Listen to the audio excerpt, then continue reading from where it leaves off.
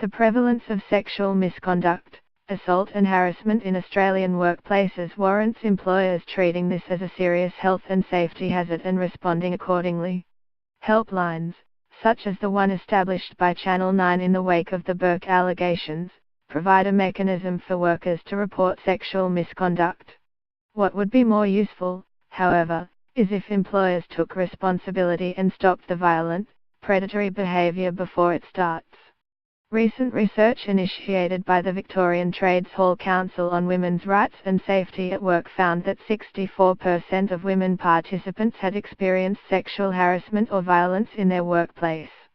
19% of these women left a secure job because they did feel safe at work.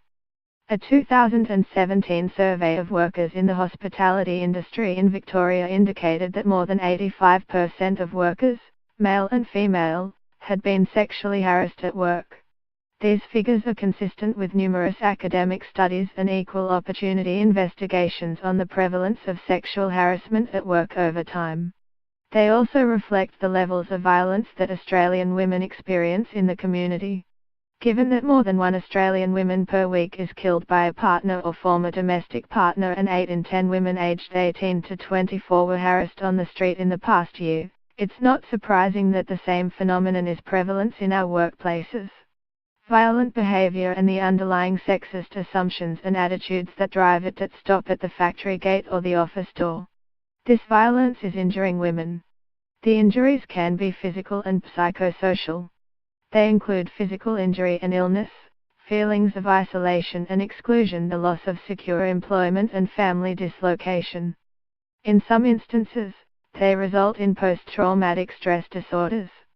The 2015 Victorian Equal Opportunity Commission investigation into sexual harassment and predatory behaviour within Victoria Police extensively documented the impact of sexist culture on victims, including in some instances attempts at suicide.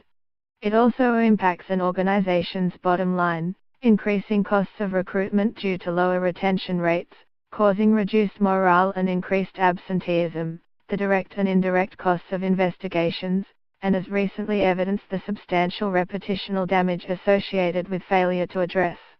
Rather than responding after the fact, employers, and the women in their employ, would benefit from getting on the front foot. Firstly, they need to accept that this violence exists and that it is preventable. Then employers, and our workplace health and safety regulators, should adopt a new response committed to removing this hazard from the workplace. The prevalence of violence against women in our community and our workplaces means that every employer should conclude that gendered violence is likely to exist in their organizations. Employers can then audit the extent of their risks and eliminate it. A risk identification approach would focus on cultures of gender inequality and sexism that are the drivers of gendered violence. This violence occurs where men control positions of power at work and where women are in more vulnerable positions in the labor market or the workplace.